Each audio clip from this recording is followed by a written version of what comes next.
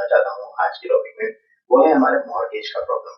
ایک عام روایتی طور پہ اگر ہم کسی بھی اس میں جا کر سوچ میں کسی سے سوال پوچھیں کہ کیا ہم لون پر یعنی مارگیج پر قرض لے سکتے ہیں گھر، تو عموماً جو ہے جواب کو جلدی سے شارٹ فارم میں آ جائے کہ نہیں یہ جائز نہیں ہے یا یہ حلال نہیں ہے، اور اس کے حوالے سے سود کی قیمت کا ہوتا ہے۔ آپ اس کو کس طرح سے؟ دیکھیے، دنیا میں کسی بھی معاملے کا جائزہ لینے کے ہمیشہ سے دو طریقے چلے آئے ہیں۔ ایک طریقہ یہ ہے کہ آپ حرفیت پسند ہو کر محض ظاہری علامات اور اصطلاحات کے نہاد میں اپنے آپ کو گم کر کے چیزوں کو سمجھنے کی کوشش کریں، اور دوسرا طریقہ یہ ہے کہ اصطلاحات سے اوپر اٹھیں، قاعدے کلیے اور فقہی معیارات، اسی طریقے سے جو قانونی طریقے سے اپروچ ہوتی ہے، اس کے بجائے چیزوں کو ان کی حقیقت پہ سمجھیں، یعنی کیا وہ مقصد ہے جس وجہ سے کوئی چیز رونما ہو رہی ہے۔ ہمارے ہاں یہی دو اپروچز ہیں جس کی وجہ سے آپ کو علماء کے ہاں اس باب میں بہت انتہائی نظر آتی ہیں۔ ہم اس میں سے دوسری اپروچ میں کھڑے ہوئے ہیں، اور ہم یہ کہتے ہیں کہ معاملات کو ہمیشہ ان کی حقیقت کے اعتبار سے دیکھنا چاہیے ہے، اور یہ انسانوں کا تعامل ہے، انسانوں کا برتنا ہے، جو کسی بھی معاملے کی جو درست حرکیات ہیں، جو درست واقعیت ہے، اس کو لوگوں کے سامنے لے کر آتا ہے۔ بینک ایک ادارہ ہے، وہ اپنی ایک تاریخ رکھتا ہے، اس تاریخ کے اندر اس کا دنیا میں جو معاملہ رہا وہ اصلاً لوگوں کو قرض دے کر اس پر سود لینا تھا۔ ہم یہ جانتے ہیں کہ اسلام کی جو اخلاقیات ہے اس میں قرض جب آدمی ضرورت کے تحت لیتا ہے تو اللہ تعالیٰ یہ کہتے ہیں کہ یہ تبرع کا عمل ہے، نیکی کا عمل ہے، خیر کا عمل ہے، اور نیکی اور خیر کے اس عمل کو اسی نیت سے ہونا چاہیے۔ چنانچہ اگر آپ قرض پہ کوئی متعین نفع کسی شخص سے لیتے ہیں تو یہ دینی اخلاقیات کے لحاظ سے حرام ہے، اسی کو سود قرار دیا جاتا ہے۔ دین نے جب اس پر پابندی عائد کر دی تو اب ہمیں یہ دیکھنا پڑے گا کہ جو کچھ ادارے معاشرے میں موجود ہیں، اگر وہ سود کا کوئی کام کر رہے ہیں تو ظاہری بات ہے دین یہ چاہتا ہے کہ میں اپنے آپ کو ان سے بچاؤں۔ اب بینکنگ کا جو ادارہ ہے اس کی ابتدا تو یقینی طور پہ اسی طریقے سے ہوئی ہے کہ مہاجنی سود، صرفی قرضے لوگوں کو دے کر اس پر متعین منفعت طلب کی جاتی تھی، جو کہ سرتاسر ظلم تھا، اور اسلام اس ظلم کو گوارا نہیں کرتا۔ اگر مسلمانوں کی کہیں پر حکومت آئے تو ان کو بھی چاہیے کہ وہ اس طرح کے ظلم کو گوارا نہ کریں۔ یہاں سے آگے بڑھ کے ہم نے یہ دیکھا کہ بینکنگ کا آغاز اگرچہ اسی طریقے پر ہوا تھا، لیکن موجودہ دور میں جو غالب بینکوں کی ٹرانزیکشن ہیں وہ صرفی قرضوں کے باب میں نہیں ہوتی، بلکہ وہ لوگوں کے فائنینسنگ کے باب میں ہوتی ہے۔ ہم یہ دیکھتے ہیں کہ جدید تمدن، جدید دور کے اندر انڈسٹریل ریولوشن آیا، لوگوں نے بڑے بڑے کاروبار شروع کیے، مارکیٹ وجود میں آئی، اس کے نتیجے میں بڑے سرمایہ اور خطیر رقم کی ضرورت پیش آئی۔ ایسی صورت میں بینکوں نے بزنسز کے اندر انویسٹمنٹ شروع کی۔ یہ اپنی حقیقت کے اعتبار سے انویسٹمنٹ تھی، اپنی واقعیت کے اعتبار سے انویسٹمنٹ تھی، اور بینک کے پاس جب آپ جاتے ہیں ان سے قرضہ مانگتے ہیں تو آج کے دور میں بہت کم بینک ہیں جو آپ کو صرفی قرضہ دیتے ہیں اور وہ آپ محض آپ کی ضرورت کے تحت دیتے ہیں، بلکہ وہ ہمیشہ یہ پوچھتے ہیں آپ سے کہ بھئی آپ نے کوئی کام کرنا ہے، کام کا بزنس پلان لے کر آئیں، اس کام کا وہ جائزہ لیتے ہیں کہ اس کی افادیت کتنی ہے، تب جا کر وہ اس میں اپنا مال لگاتے ہیں۔ تو حقیقت کے اعتبار سے بینک جو ہے وہ اکثریت اس وقت فائنینسنگ کا کام کر رہا ہے، گویا تجارت کے اندر وہ شریک ہو چکا ہے۔ اب اگر کسی انسٹیٹیوشن کے اندر تجارت ہو رہی ہو اپنی حقیقت کے اعتبار سے، تو جو صاحب علم علماء ہیں وہ آگے بڑھ کے ان بینک والوں کو بھی توجہ دلاتے ہیں کہ اگر تم اپنی حقیقت میں تجارت کر رہے ہو، کاروبار کر رہے ہو، کاروبار میں تمہاری شراکت ہے، تو اپنی اصطلاحات کو بھی درست کرو، اور اپنے ماضی جس سے تمہاری اٹھان ہوئی ہے اس سے آگے بڑھ کے جو حقیقت میں کام ہو رہا ہے اسی طرح کی اصطلاحات وضع کرو۔ اسی طرح بڑے صاحبان علم دوسری جانب مذہبی لوگوں کو یہ بتاتے ہیں کہ سود کا معاملہ قرض پر متعین منفعت کا ہوتا ہے، لیکن اس وقت جو بینک آپ کے ساتھ معاملہ کر رہا ہے وہ اپنی حقیقت میں سود کا معاملہ نہیں ہے، بلکہ وہ ہائر اینڈ پرچیز کا معاملہ ہے۔ بینک ایک گھر آپ کو خرید کے دیتا ہے، آپ یہ طے کرتے ہیں کہ اس گھر کی جو قیمت ہے وہ 20 سال میں 30 سال میں ادا کریں گے۔ اس 20 سال اور 30 سال اگر آپ بازار میں کہیں پر جا کر رہتے تو اس کا ایک متعین کرایہ بھی ہوتا، بینک اسی کرائے کو آپ سے وصول کر لیتا ہے، اگرچہ وہ اس کو شرح سود کا نام دیتا ہے، انٹرسٹ کا نام دیتا ہے، لیکن اپنی حقیقت کے اعتبار سے اگر آپ دیکھیں تو وہ وہی معاملہ ہو رہا ہوتا ہے کہ میں اگر کسی کرائے کے گھر میں جاؤں اور میں اس کے مالک سے یہ کہوں کہ میں اس گھر کی قیمت آپ کو 20 سال میں ادا کروں گا، تو وہ پہلا سوال مجھ سے پوچھے گا کہ 20 سال میں تو قیمت آپ دے دیں گے مجھے تھوڑی تھوڑی، یہ جو 20 سال آپ یہاں رہ رہے ہیں اس کا کیا ہوگا؟ تو اس کے بارے میں اگر میں اس سے طے کر لیتا ہوں کہ جی اس کی جو رقم ہے آپ متعین کر لیں کتنی رقم بنتی ہے، وہ رقم بھی میں ساتھ ساتھ ادا کرتا چلا جاؤں گا، تو اپنی حقیقت کے اعتبار سے مارٹگیج کے اندر یہ معاملہ ہو رہا ہوتا ہے کہ میں گھر میں رہتا ہوں اور اس گھر کے استعمال کا کرایہ بھی ادا کر رہا ہوں، اور یہ اگر حقیقت کے اعتبار سے دیکھیں تو ایک احسان کا معاملہ ہے کہ اس کرائے کو کل رقم یا کل مالیت میں بھی شامل کر لیا جاتا ہے۔ تو یہی معاملہ اگر میرے والد صاحب میرے ساتھ کریں تو میں تو اس کو عرف عام میں احسان کا معاملہ کروں گا، یا کوئی شخص میرے ساتھ کرے کہ میں اس قابل نہیں ہوں، میری تنخواہ اتنی نہیں ہے کہ میں ان ملکوں میں جہاں پر بڑے مہنگی زمین ہوتی ہے، بڑے مہنگے اخراجات کے بعد آپ گھر بنا سکتے ہیں، اگر کوئی مجھ پر یہ احسان کرے اور مجھے کہے کہ جی میں آپ کو گھر خرید کے دیتا ہوں، اس کی پوری رقم میں ادا کرتا ہوں اپنی جیب سے، آپ سکون سے یہاں پر رہیے اور اس گھر کی قیمت اور اس کے استعمال کا کرایہ وہ آپ 30 سال میں مجھے آہستہ آہستہ ادا کرتے چلے جائیں، تو میں اس کو خدا کی بڑی عنایت، خدا کا بڑا احسان سمجھوں گا۔ چنانچہ ہم لوگ یہ کہتے ہیں کہ بینکوں کو بھی چاہیے ہے کہ جس طریقے کا معاملہ وہ حقیقت میں کر رہے ہیں وہ اپنی اصطلاحات کو درست کریں۔ بہت سارے ممالک کے اندر یہ کام اب شروع بھی ہو چکا ہے، ملیشیا میں ہم رہے، وہاں پر اصطلاحات بھی تبدیل ہوئی ہیں، تو یہ فرق ہے چیزوں کو حرفیت پسندی کے ساتھ دیکھنے کا اور چیزوں کو حقیقت کے ساتھ دیکھنے کا۔ اس میں ایک اور پہلو بھی ہے، وہ پہلو یہ ہے کہ انسانوں کا تعامل کیا ہے۔ ہم یہ ہرگز نہیں کہتے کہ اگر انسانوں کا تعامل اخلاقیات کے خلاف ہو یا دین کے جو مبادی ہیں، دین کے جو صریح ہدایات ہیں، نصوص ہیں، ان کے خلاف ہو تو ہم اس کو مان لیں گے، نہیں، ہم یہ ہرگز نہیں کہتے، لیکن انسان جہاں سے بیہیو کرتا ہے وہ اصل میں ضرورت ہوتی ہے۔ اس دنیا میں ہر چیز ضرورت سے پیدا ہوتی ہے، چنانچہ آپ یہ دیکھیے کہ جو پورا کا پورا سسٹم ہے یہ وجود پذیر کیسے ہوا؟ یہ وجود پذیر انسان کی ضرورت سے ہوا ہے، اور اگر یہ سسٹم نہ ہو اور ہم اس کے ساتھ کام نہ کریں تو ہم سوسائٹی کے اندر سروائیو نہیں کر سکتے۔ جو کرایہ میرے گھر کا تھا اس سے کم رقم میں بینک کو ادا کرتا ہوں ایز اے مارٹگیج کے، تو اپنی حقیقت اور افادیت کے لحاظ سے دیکھیں تو وہ رقم میں اس سے دگنی رقم یا اس سے 1/3 رقم میں بازار میں کسی کو ادا کروں بنسبت اس کے کہ میں بینک کو اس سے کم رقم ادا کر رہا ہوں، اور میں اس گھر کا مالک ہوں۔ اس کا مالک بننے کے بعد جو مجھے اعتماد حاصل ہے کہ میری ایک زمین ہے، میری ایک جگہ ہے، میرے بچوں کے پاس رہنے کی ایک سائبان ہے، میری اس سے ایفیلیشن پیدا ہوتی ہے، میں اس کی تزئین و آرائش کرتا ہوں، میری اس زمین، اس دھرتی کے ساتھ ایک تعلق پیدا ہوتا ہے، یہ سارے احساسات بھی اس کے ساتھ جڑے ہوئے ہیں۔ ورنہ جو لوگ کرائے کے گھروں میں رہتے ہیں ان سے اگر آپ نفسیاتی طور پہ پوچھیں تو ہمیشہ ان کو یہ خلجان رہتا ہے کہ کسی بھی وقت مالک مکان آئے گا اور وہ ایک الٹیمیٹم دے گا اور ہم بوریا بستر لے کے چلے جائیں گے۔ تو انسانوں کو اس پورے کے پورے بندوبست نے بے پایاں سہولت فراہم کی ہے، اور اللہ تعالیٰ کا احسان ہے، اللہ تعالیٰ کا شکر ہے کہ اس طرح کے نظام بنے ہیں جہاں پر وہ لوگ جو معیشت کی دوڑ میں اتنے توانا نہیں ہوتے وہ بھی اپنا ایک آشیانہ بنا سکتے ہیں۔ اس کے اندر کچھ ایسی باتیں کی جاتی ہیں، جب میں اپنی لون اپلیکیشن پروسیس کرتا ہوں گھر لینے کے لیے تو مجھے 5% پہ لون مل گیا، ایک مثال کے طور پر۔ جب بھی ہمارا central reserve bank cash rate کو چینج کرتا ہے 2.5 سے 2.5 کرتا ہے تو سیم امپیکٹ جو ہے میرے کانٹریکٹ پہ آٹومیٹک اپلائی ہو جاتا ہے۔ اس بات کو لے کر میں نے کچھ علماء سے جب یہ بات پوچھی تو ان کا بھی یعنی کہ اس حوالے سے کہنا یہ تھا کہ بھائی دیکھیں کیونکہ وہ پیسوں کے اوپر پیسہ آپ کے اوپر چارج کر رہے ہیں تو اس لیے سود کی حرمت اپلائی ہوگی۔ تو میں آپ کی اس پہ رائے جاننا چاہتا ہوں۔ جی دیکھیے، انہوں نے آپ کو جو گھر لے کر دیا ہے اس کی قیمت واجب الادا ہے، آپ نے اس کی قیمت کو واپس کرنا ہے۔ میرے علم کی حد تک دونوں پروویژنز ہوتی ہیں۔ جس وقت آپ گھر خرید رہے ہوتے ہیں فکسڈ انٹرسٹ ریٹ بھی آپ رکھ سکتے ہیں، اور جو ریلیٹیو انٹرسٹ ریٹ ہوتا ہے وہ بھی چاہیں تو آپ چوز کر سکتے ہیں۔ اگر تو آپ فکس انٹرسٹ ریٹ چوز کرتے ہیں، اصطلاح میں نے اسی لیے دہرا دی ہے کہ اس کو بالعموم انہی اصطلاحات میں لوگ ادا کرتے ہیں، اس سے مانوس ہیں، اگرچہ حقیقت میں یہاں کوئی قرض کا معاملہ ہو ہی نہیں رہا، چنانچہ اس کو انٹرسٹ کہنا بھی نہیں چاہیے، لیکن چونکہ اصطلاح رائج ہے اسی لیے میں اس کو مستعار لے لیتا ہوں۔ تو اگر تو آپ فکس انٹرسٹ ریٹ لے لیتے ہیں، جیسے امریکہ میں یہاں پر پروویژن ہے، ہم نے سب نے گھر لیے ہوئے ہیں اسی اصول کے اوپر، تو اس میں کوئی حرج نہیں ہے، اس میں تو کوئی تبدیلی واقع نہیں ہوتی، وہاں تو سوال پیدا ہی نہیں ہوتا۔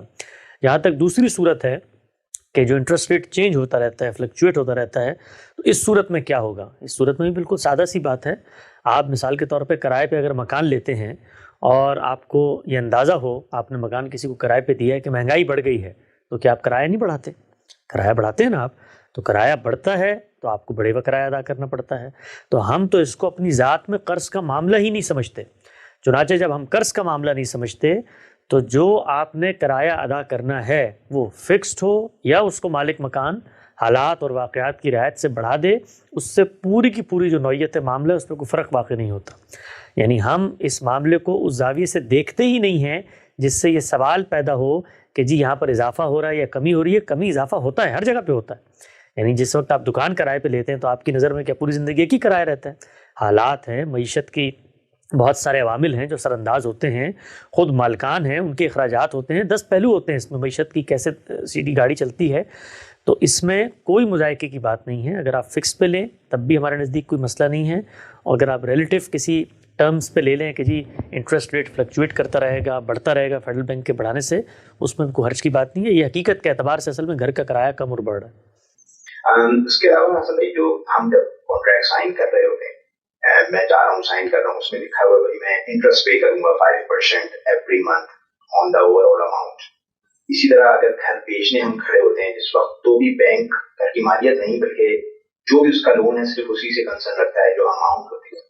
یہ وہ پوائنٹس ہیں جو کچھ لوگوں کے اندر میں ہماری جو روایتی علماء ہیں وہ اس بات کو مطلب جواب کے طور پہ، دلیل کے طور پہ یہ بھی پیش کرتے ہیں کہ رسول اللہ کی حدیث کے مطابق انسان جس طرح کا معاملہ کرتا ہے اس کو وہی حکمت بھی اپلائی ہوتی ہے.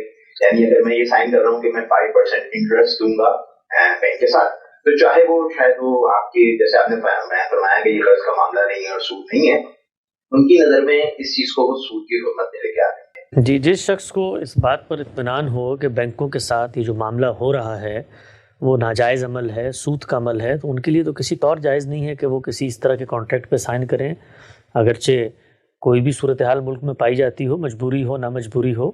لیکن ہم تو اس کو اس زاویے سے دیکھتے ہی نہیں ہیں اصل میں. یعنی اپنی حقیقت کے اعتبار سے ایک معاملہ سود کا ہو ہی نہیں رہا. اب رہ گئی یہ بات کہ جی اگلے تو اس کو سود کا معاملہ سمجھ رہے ہیں. ہاں بالکل سمجھ رہے ہیں، اس میں تو کوئی دو رائے نہیں ہے. تو اگلوں کو، علماء کو تلقین کرنی چاہیے اور اس پر غور کرنا چاہیے ہے کہ بدلتی ہوئی صورتحال کے اندر اپنی حقیقت میں، اپنی واقعیت میں، اپنی وجود پذیری میں اگر کوئی معاملہ قرض کا معاملہ ہے ہی نہیں. یعنی قرض کا معاملہ کیسا ہوتا ہے؟ قرض کا معاملہ ایسے ہوتا ہے کہ میں آپ کے پاس آتا ہوں، میں کہتا ہوں بھائی مجھے بہن کی شادی کرنی ہے، والدہ کا آپریشن کروانا ہے، مجھے یہ ضرورت پڑ گئی ہے. کاروباری لوگوں کو بھی قرض کی ضرورت پڑ جاتی ہے. تو وہاں پر کیا ہوتا ہے؟ مجبوری، طلب. ایک شخص آپ کے سامنے جھولی پھیلا کر کھڑا ہو گیا ہے، تو وہاں پر تو تبرع، نیکی کا عمل ہوگا. یہاں پر کیا یہی عمل ہوا ہے؟ یعنی میں بینک کے پاس قرضہ لینے گیا ہوں، یہاں ایسا ہرگز نہیں ہوا. یہاں پر بینک نے ایک میرے ساتھ کاروبار کیا ہے، اور وہ کاروبار کیا ہے کہ جی ایک گھر ہے، اس کو میں لے لیتا ہوں اور لینے کے بعد آپ کو استعمال کی اجازت دے دیتا ہوں. حقیقت میں یہ ہو رہا ہے، اصطلاحات میں اگرچہ یہ نہیں ہو رہا. چنانچہ یہی وجہ ہے کہ جاوید احمد غامدی صاحب نے جو مضامین لکھے ہیں سود کے حوالے سے، اس میں بینکوں کو تجاویز دی ہے کہ آپ آگے بڑھیں. تو دونوں طرف ایک معاملہ ہے، نہ بینک اپنی اصطلاحات پر غور کرنے کے لیے تیار ہیں اور نہ علماء اس بات پر غور کرنے کے لیے تیار ہیں کہ آپ محض فتویٰ صادر کرنے کے بجائے معاملے کے اندر اتریں، اس کی حقیقت کا جائزہ لیں. اگر کوئی شخص اپنے منہ سے کسی چیز کو سود قرار دے دیتا ہے تو وہ محض اس کے کہنے سے سود نہیں بن جاتا. ہماری فقہ کے اندر یہ پڑھایا جاتا ہے، بتایا جاتا ہے کہ دعووں کا اعتبار کیسے ہوگا. یعنی دعوے کا اعتبار تب کیا جائے گا جب وہ حقیقت کے ساتھ مناسبت رکھتا ہوگا. تو علماء کو جو تلقین نصیحت کی جاتی ہے وہ ہمارے اس فکر کے بزرگوں کی جانب سے وہ یہی ہوتی ہے کہ آپ اصطلاحات میں نہ پھنسیں بلکہ معاملے کی واقعیت کا جائزہ لیں. چنانچہ آپ یہ دیکھیے کہ وہ پوری کی پوری روایت جو اسلامک بینکنگ کے نام سے آپ کے سامنے آئی ہے، اگرچہ اس پہ ہمارے بڑے سوالات اور اشکالات بھی ہیں، لیکن وہ بھی کیا کر رہے ہیں؟ وہ بھی یہی دعوت دے رہے ہیں کہ محض فتویٰ لگا دینے سے معاملہ ایک تو رکے گا نہیں، لوگوں کی یہ بنیادی ضرورت کی چیز ہے، وہ یہ کریں گے. لہٰذا آگے بڑھ کے دیکھو کہ لوگ کیوں کر رہے ہیں. اس لیے کر رہے ہیں کہ اپنی حقیقت کے اعتبار سے کوئی قرض کی لین دین کا معاملہ نہیں ہو رہا. تو جو آپ کا سوال ہے کہ کیا اس طرح کا کانٹریکٹ سائن کرنا کوئی موجب گناہ ہوگا؟ ہرگز ہرگز موجب گناہ نہیں ہوگا، کیونکہ میں اپنی ذات کے اندر کسی حرام کا ارتکاب نہیں کر رہا. یہ پہلی بات. دوسری بات یہ ہے کہ اگر آپ بالفرض اس کو مان بھی لیں کہ وہ سود لے رہے ہیں، تو اللہ تعالیٰ کی کتاب کو پڑھ جائیں، پورے ذخیرہ حدیث کو پڑھ جائیں، وہاں پر جو ممانعت آئی ہے وہ سود لینے کی ہے، سود کھانے کی ہے. اس لیے کہ ظلم آپ کر رہے ہیں اگر آپ سود کھا رہے ہیں. اگر مجھ سے سود لیا جا رہا ہے، میں تو مظلوم ہوں، تو مجھے تو اللہ تعالیٰ اجر فراہم کریں گے. اگر میرے اوپر ظلم ہو رہا ہے اور میں صبر کے ساتھ اس کو برداشت کر رہا ہوں، تو اگر کسی کو لگتا ہے کہ یہ ظلم ہی کا معاملہ لیکن وہ ناگزیر کر رہا ہے، تو اللہ تعالیٰ سے اس کے اجر کی دعا کرنی چاہیے. جب کوئی گھر لیتا ہے یا کوئی گاڑی خریدتا ہے तो बैंक तो उसको आके जबरदस्ती लेके नहीं जा रहा, वो अपनी खुशी से और ख्वाहिश से वहाँ जा रहा है और फिर पे भी कर रहा है जो सूद है, तो फिर वो मजलूम कैसे हुआ? हम तो उसको मजलूम नहीं समझते, हम तो समझते हैं कि एक शख्स की एक ज़रूरत थी, बैंक ने एहसान करके उसकी ज़रूरत को पूरा किया है। जहाँ पर वो उससे किराया ले रहा है घर का, वहीं पे घर एक इक्विटी बन रहा है, घर की मालियत में इजाफा हो रहा है। वो इजाफा किसके खाते में जा रहा है? वो इसी शख्स के खाते में जा रहा है। मैंने तो ये बात कही कि जो लोग इसको जुल्म भी करार देते हैं, मिसाल के तौर पे सूद करार देते हैं, तो सूद भी अपनी ज़ात में जुल्म किसके लिए बनता है? जो खा रहा होता है, जो दे रहा होता है। यानी उन्हीं की बात को आप बफर्ज महाल मान लें कि जी इसमें बंदे के साथ जुल्म हो रहा होता है, बंदे से सूद लिया जा रहा होता है। घर की कीमत तो थी $2 लाख, उसको नतीजे के एतबार से $2.5 लाख अदा करने पड़ते हैं। बड़े जुल्म की बात है, तो जुल्म तो फिर बंदे पर हुआ ना। तो सबील तनज़्ज़ुल के अगर वो ये कहते हैं कि जी इसमें जुल्म का मामला होता है, हम ये काम नहीं करेंगे, तब भी जुल्म बंदे के साथ हो रहा है। अगरचे अपनी हकीकत के एतबार से आप देखें तो हरगिज़ जुल्म नहीं हो रहा। मैं बड़ी सादा सी आपको मिसाल देता हूँ। जिस घर में मैं रहता हूँ, मिसाल दे रहा हूँ कि अगर उसका किराया $3000 है महीने का, तो यही मॉर्टगेज का मामला जब मैं करता हूँ तो ये 2000 रह जाता है, और इस 2000 में से मैं 30 साल पर इसको फैला देता हूँ, तो जो इसका किराया है वो भी अदा हो रहा है, इसकी मालियत भी पे हो रही है, और जो इक्विटी बन रही है, जो इसमें इजाफा हो रहा है, वो सब का सब मेरे खाते में जाता है। तो अगर आप नतीजे के एतबार से देखें तो जुल्म भी नहीं होता। लेकिन एक मुख्तलिफ किस्म के फतावा मौजूद हैं जिसकी बुनियाद पर उलमा एक घर लेने को, अपना पर्सनल घर लेने को की इजाजत दे देते हैं उसी मुल्क में। तो ये चीज मुझे बहुत बड़ा तादाद लगने लगती है, क्योंकि मुझे ऐसा लगता है कि हमें 99 सफ़े किताबें पढ़ाए जाते हैं जिसमें सूद की इतनी खतरनाक हुर्मतें होती हैं जिनको मैं बयान करते हुए मेरा दिल नजर होता है, और फिर 100वें पेज पे हमने एक वर्क अराउंड फतवे के तौर पे करके बता दिया होता है कि क्योंकि ये दारुल कुफ्र है। इस तरह के मुख्तलिफ मुल्कों में मुख्तलिफ किस्म के फतावा मौजूद हैं, या कुछ लोग कहते हैं सिर्फ एक पर्सनल घर ले लें।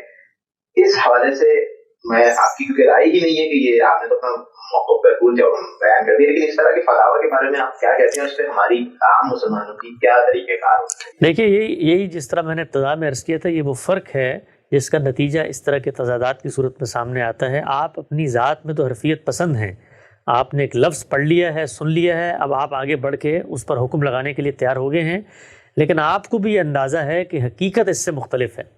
तब आप करते क्या हैं? आप एडजस्टमेंट की राहें इख्तियार करते हैं। सीधा उसूल होना चाहिए है।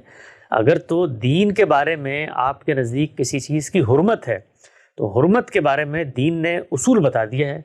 वो ये है कि अगर आप इस्तरार की हालत में हों और जान पर बनाए, तब आप हुर्मत का इर्तिकाब कर सकते हैं, वो भी उस वक्त तक जिस वक्त तक आपकी बका उसके साथ जुड़ी हुई हो। मसलन सूअर हराम है, लेकिन मैं किसी ऐसी जगह पर कुएं में बंद हो गया हूँ जहाँ पे सिर्फ सूअर ही है, तो अब मैं खाकर जान बचाऊंगा अपनी, यहाँ तक कि मैं बाहर निकल आऊँ, पूरी ज़िंदगी नहीं खा सकता। तो ये दीन में उसूल तो ये होता है कि यहाँ पर इसका इतलाक़ कैसे।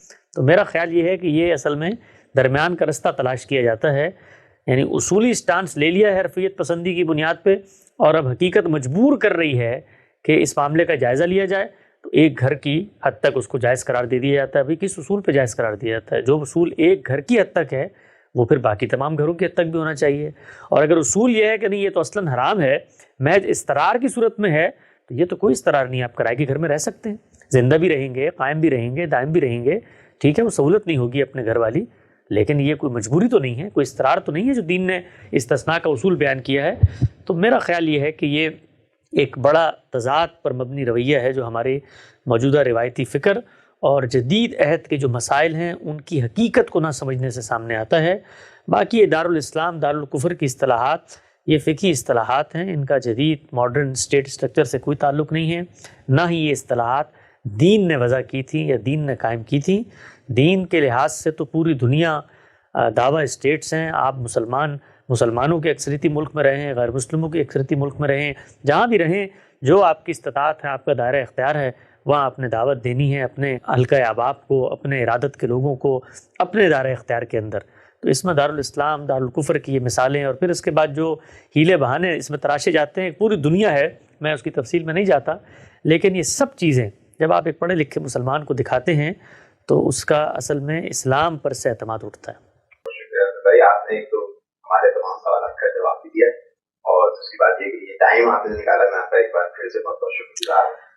आपका बहुत शुक्रिया भाई। इस पर बहुत तफसीली गामदी साहब ने गुफ्तगू की एक सीरीज़ के अंदर, 23 एतराज़ात सीरीज़, उसमें सूद के मसले के उन्वान से तफसीली गुफ्तगू मौजूद है। اس میں ہمارا پورا استدلال ابتدا سے انتہا تک موجود ہے. لوگ اس موضوع سے دلچسپی رکھتے ہیں وہ اس کو وہاں پر سن سکتے ہیں. میں نے اختصار کے اصول پر جو کچھ میرا حاضر حافظے میں علم تھا اس کے لحاظ سے جوابات ارسال کر دیے.